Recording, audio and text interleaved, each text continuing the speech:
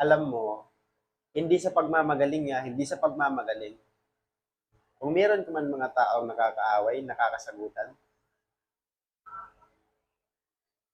huwag ka makipag-argumento, huwag ka makipagsagutan, huwag ka makipag-away.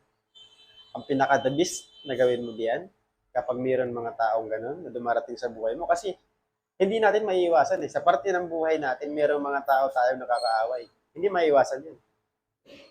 Ang napaka-the best mo lang gawin diyan, yung mga taong ayaw sa'yo, yung mga taong kinakalaban ka, yung mga taong inaaway ka, iwasan mo lang yung mga yon. Hindi mo na kailangan makipag-away. Iwasan mo lang. At sa pag-iwas mo na yon, hindi ibig sabihin na kasalanan mo na. Sa pag-iwas mo na yon, hindi ibig sabihin doon natalo ka na. Isa lang ang ibig sabihin doon sa pag-iwas mo. May tama kang pag-isip, kaya panalo ka na. Ito yung pinaka-iwasan mong gawin sa sarili mo. Wag mong lalaitin yung sarili mo. Kasi habang nilalait mo yung sarili mo, bumababa ang iyong self-confidence. Kailangan ka lang laging positibo. Huwag mong lalaitin. Lagi mong sasabihin, maganda ako, magaling ako, gwapo ako, para mas lalong tumaas yung confidence mo sa iyong sarili. Para laging magana sa lahat ng bagay at kung ano man ang meron kang tinataglay ngayon, laging magaan gawin kapag yan ang laging nasa isip mo. Introvert. Ibig sabihin introvert, common.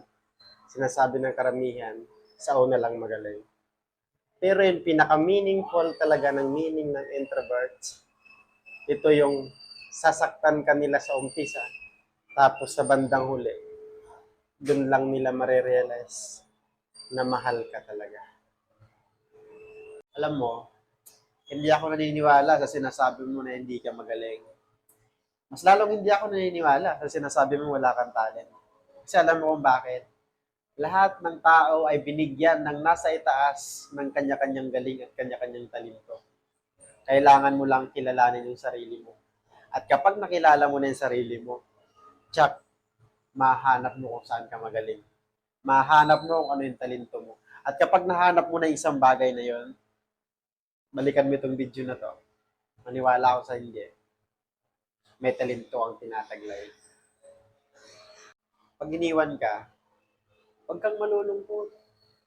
Huwag kang malulungkot. Dapat nga matuwa ka pa eh. Alam mo kung bakit? Sa pag-alis niya, nawalan ka ng isang taong manluloko. At milyon-milyon yung tao dito sa mundo. Bakit ka iiyak sa isang tao? Pag niloko ka, palitan mo. Ganun lang kasimple.